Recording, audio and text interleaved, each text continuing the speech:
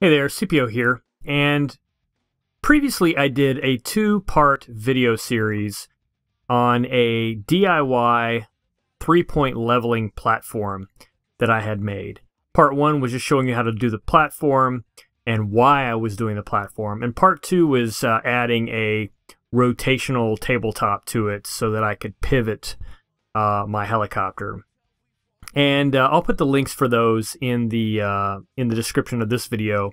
But I just wanted to show you how I'm using this today. And I'm actually using it as a workstation for my heli. And this happens to be my Raptor 550, which is in crash repair.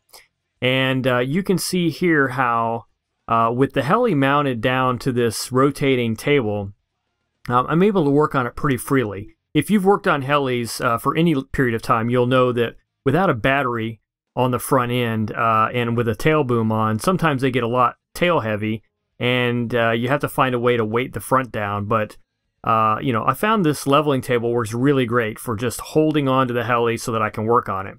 And for strapping it down, I'm just using these battery straps. Actually, these two battery straps are Thunder Tiger battery straps that came with the heli.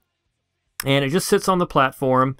And then I just used these two straps, and just, you know, there's a little screw on the side, and it just slips over the screw. One of them is, you know, the Velcro sides are opposing each other. And basically, I've just got a couple little screws here for guiding and holding and aligning. But, you know, that's kind of how I'm using it today. So keep in mind, I still use it for the most important thing, which is what I built it for, is to use the Soko Heli kit and the Soko Heli tools sort of methodology for leveling swash and pitch and all that. But it turns out I'm getting a lot more use out of it than that, besides the leveling point. So I just thought I would share this with you. Sometimes I might do a video and then I think people wonder if I've ever done anything with that thing that I built after I made the video. And this thing still gets quite a bit of use, and this is a perfect example of how I can see all sides of the heli without having to walk around or flip it around or whatever. You know, I've got this thing clamped down right now to my tabletop. I don't really need it. It does stabilize it some, but as you can see here, you know, I can easily work on the heli without it clamped down.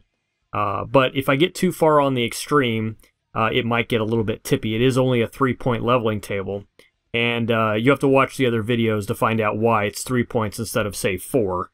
But at any rate, once I, you know, decided I was going to go ahead and just clamp it down, it just made it easy for working on. Obviously, there's a difference in working on the heli and then actually using this table to level the main shaft. And a side note, I did find out during my crash assessment I have a little bit of a tweaked boom on this, so I'll have to replace that as well. It wasn't clearly obvious before, but once I started digging in, I noticed that boom was a little bit worked over. But that's it. Just thought I would give you that follow-up. Thanks for watching. I'll catch you on the next one.